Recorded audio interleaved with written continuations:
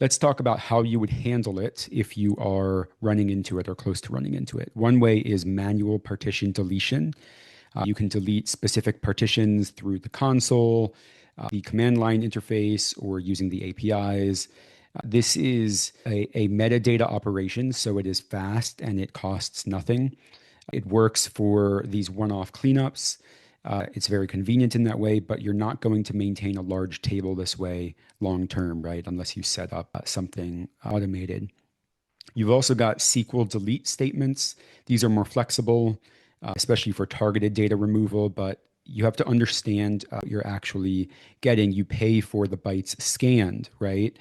That's how BigQuery pricing works. And deleting rows doesn't reduce your partition count unless the entire partition ends up going away or ends up being empty. So this solves some data cleanup problems, but it doesn't necessarily solve the partition limit problem if you're not deleting everything within that partition.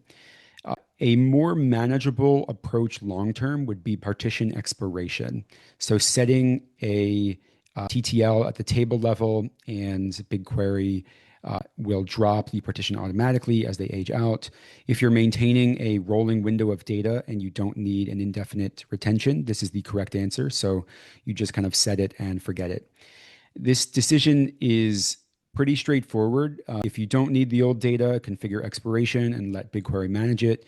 If you need a one-time fix, you can use manual partition deletion. And if you're hitting this limit repeatedly without a retention policy in place, the retention policy is really the problem to solve.